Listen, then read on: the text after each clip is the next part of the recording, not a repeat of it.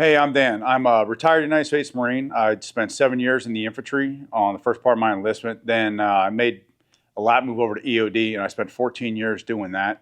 Retired back in 2018, and I immediately jumped into the contracting world. Spent about a year in Iraq and Syria training Iraqis and also the Syrian Kurds in counter IED operations. And then I jumped over to Africa, and I was doing some work on the forensic side, working in a lab, doing EOD work. Last 3-4 years, I've been working for a company doing humanitarian demining and picking up stuff in Eastern Europe, training a lot of the Eastern European forces in the former Yugoslavia, and then also some UXO clearance out in the Pacific, places like Micronesia and the Marshall Islands. So also today we are here at SDR Academy. This is where I work as a day-to-day, and I teach jiu-jitsu as my day-to-day job for the most part, and I also work as an instructor with Sheepdog Response. And this is our main office, but we're using this today to shoot some video. All right, so we're gonna start out talking about the helmet. The helmet I'm working with these days is the Team Wendy Exfil Carbon. It's just a bump helmet. Fortunately, I don't have people shoot at me these days, so I don't really need a ballistic helmet. But I've been using this a lot, crawling into some holes, and also been using it in the Marshall Islands. If I want to strap cameras to this thing, get underwater with it, I can. It's nice and lightweight, doesn't weigh my head down. It's been pretty darn great for me. The other thing about it, what I'm loving these days, is that we've got new ways of attaching our ear pro right to the helmet. We got arms that can stick in right there. The only reason I don't have these on is I was just on the range the other day, and attaching these and rocking a helmet out at the range really is a pain in the butt. I'd rather just be able to strap some ear pro on and rock that and be all good there. Now we're going to work down to the vest and my plate carrier. So on the back side, I've got a panel here. So this panel, I got this panel from Agilite. It's actually a really cool panel on the back that Velcros right on there. Got a couple pouches in there, perfectly sized for some charges, time fuse, deck cord, whatever you need. And then there's a really nice pouch on the back. The bottom of it actually drops out, and you can drop a pair of bolt cutters in there. I've always found that having a good small pair of bolt cutters on you, especially if you got to go inside doing interior ops for EOD work, counter IED, doing searches, if you need to open a padlock, having a pair of bolt cutters is phenomenal. There's times when you just don't want to go explosive for breaching things, and bolt cutters are absolutely the ticket. And this thing absolutely keeps them nice and flat. They don't bounce around too badly, and it just stays secure. The other thing I like is that they've got a hydration bladder that they developed that's the exact same size and shape as a SAPI plate. So it sits flat against your back the whole way, and you don't have a normal hydration bladder sitting straight down your spine. All right, anybody that's ever sat in a vehicle with a full hydration bladder on their back knows exactly what I'm talking about. It's very uncomfortable. It's not good for your back. Trust me, I've had 3 spine surgeries. Anything you can do to protect your spine, it's phenomenal. This thing is great. All right, now moving around to the side, what I've got over there, I've got a Rogan bar, and that Rogan bar has got a nice chisel tip, and it's very, very solid bar. That thing is great for digging, prying something open. If you need to breach a door in a flash, it's a great in a pinch tool. You can get that thing wedged into a door right next to a latch, give it a whack, and snap that door open. Great for digging in the dirt, pretty much whatever you need. It just is a great little multi-function tool. I really am enjoying it. The other thing I've got over there is a J-knife. All right, that thing is great. All right, any EOD tech that's ever done dismounted ops, trying to pull wires, cut wires remotely, is awesome. And I've got all this mounted to a Equinox Cummerbund from Axel. This thing is phenomenal. It's nice and rigid, and it's not too darn big. All right, some of those Cummerbunds, you'll see them, they get real fat, real tall, and they're digging up into your ribs. I love how narrow this thing is, and I love the rigidity it's got. And also, these mini tubes they've got, all right? Anybody that's run the regular first spear tubes before, they're big. They can kind of be a pain in the butt sometimes to get those things to latch in correctly. These mini tubes that they've put on here, love them. They're easy in, easy out, but I don't have them falling off when I don't want them to. So moving right around to the front, 3 mag pouches. Anybody that's operating should have mag pouches. But the big thing that I'm really loving these days is these danglers that have been coming out, all right? These danglers are great. They're a great spot for putting tools, and for EOD techs, we're typically more concerned with our tools than we are with getting in a gunfight. We're not typically shooters. We can be if we need to be, but typically we're worried about those hand tools, all right? And all this that I've got stacked right here fits right into this dangler. or into this front little admin pouch, like it's nothing. So, all right, so it's no extra size that I'm adding on. It's not an extra bag I've got to carry. It's all real convenient. So first things first, what I've got in there typically, good pair of EOD crimpers. All right, everybody knows how these work. If you don't, well, then I don't know what school you went to. Next thing, a couple of hemostats. These are not medical hemostats. These are specifically for EOD work. They're smaller. They're not sterile. These are used for clipping onto wires, clipping onto a bag, being able to get a good tight grip on something with minimal effect on it and being able to pull it. This is a mini grappling hook. This is made by a friend of mine. He runs a company called Detonation Technologies. This is a collapsible grappling hook. It's super lightweight, but it's super strong. All right, it takes up no space when this thing is collapsed. If you need to do a scrape for wires on a pull line, this thing is the ticket. I promise you. I've used the crap out of this thing. You actually see it's a little rust on it.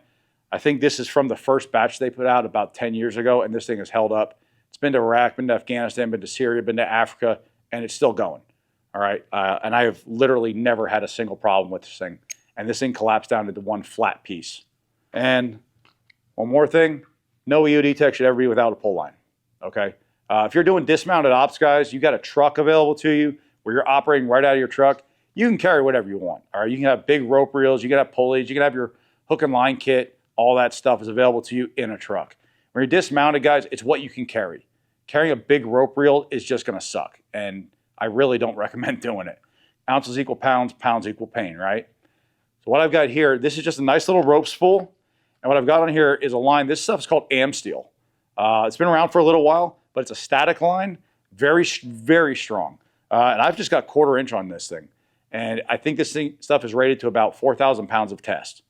Very, very strong line. You can just tie multiple knots in this thing very easily, put multiple tools on there. So if you want to do a multiple effect pull, like cutting something with your first tug and then pulling something with your second, easy day, all right? This is absolutely phenomenal stuff. Next thing we got is a camera. Just a good old-fashioned regular digital camera. I know a lot of the Gen Zers, millennials, you're gonna be like, oh, why aren't you carrying a phone? Because guys, the battlefield has changed, okay? Signals intelligence is a real thing. We've seen this out in Ukraine. Guys that are operating, they can track your phone, okay? Your phone emits a signal, it can be tracked, it can be targeted, and we've seen this used for drone attacks quite frequently. Actually, we can go back on this a few years, back to the British and Estonia. Go look that one up. I'm not going to get into it. But if you're out there operating, the last thing you need to have on you is a cell phone. A good old regular camera. What I like is these Olympus cameras personally. It's their tough line because they are tough. They can take water. They deal with dust pretty well. They've held up. I think I've had this about 6, 7 years. Been using it quite a bit out there. Every time I'm out in water, this has been underwater, in salt water, and still going, all right? But have a regular camera in your kit and have one that you can actually depend on. Don't bring your phone. Another thing you always got to have, note-taking gear, okay? I like having the Write in the Rain pads. If you just got a regular notebook, that's fine. But I also like having alcohol pens in here, the good old-fashioned matte pens, because I can write on multiple surfaces with them.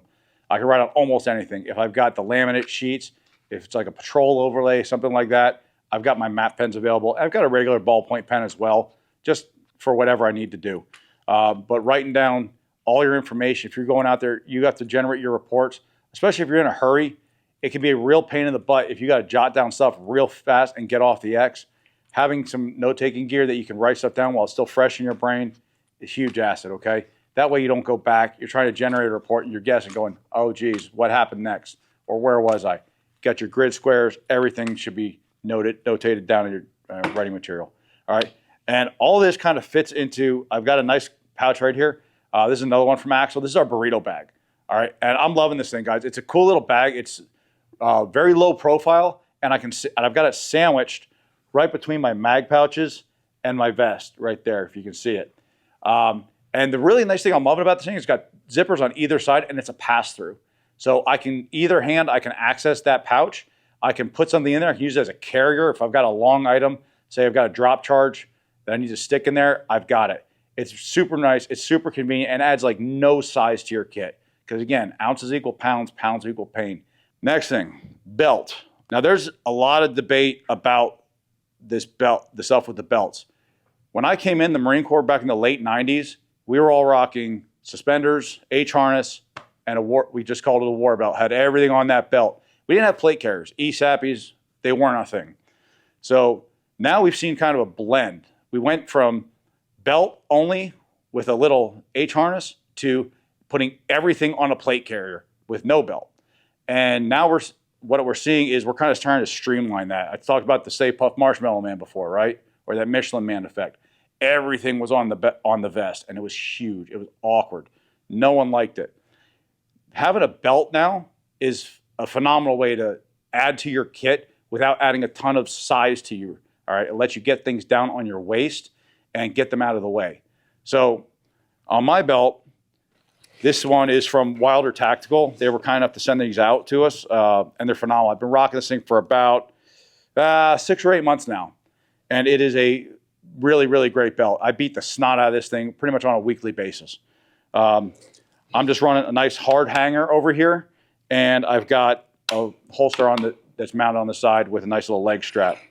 And if anybody's curious, that's a Walther PDP in there. Don't get started on your Glocks, okay? Pair of gloves, mag pouches for the pistol, 2 rifle mag pouches, and a dump pouch. Have a dump pouch on your kit, all right? This is a great way for retaining anything you pick up, be it your own magazines that you dropped on the ground, being evidence if you need to stick it in there, if you need to just stuff something real quick so you can go. A dump pouch is absolutely a lifesaver. Have a good dump pouch on there. There's some that are mesh. I don't like those as much because I've tried running them in the past, and the mesh pouches I've noticed they just tend to snag. It's just by their nature. They've got holes in them. They're going to snag up on little things and you're going to get hung up. So I just run a solid one. It's fantastic. And this thing will roll up and collapse right down if I need to get really out of the way. And then one other thing, a good flashlight, okay? Do not cheap out on a flashlight. I know some people are going to be like, oh yeah, Surefires are $200, $300. Yeah, they are. They're that expensive for a reason because they're good. They work. I've seen these things survive IED blasts and still work. They're also bright without being too bright. There is such a thing as too bright with flashlights. It'll blind you and everybody around you, destroy your night vision. This one in particular actually has 2 intensity settings. First push gives you the lowest setting, and if you hit a second rapid push, I get it brighter. I've done shooting with this. I've worked with this thing. This thing doesn't look like it, but I've probably had this light for about 9 years now. And it's been everywhere with me. It's been in salt water everywhere, and this thing's still running. It is a phenomenal, phenomenal piece of gear. And the other thing I have strapped to my belt, it's a good IFAK, all right? I've got a tourniquet on the bottom. This is a quick access IFAK. I can just grab the side of it, rip it out, and I've got everything I need access to right in there. It's very convenient.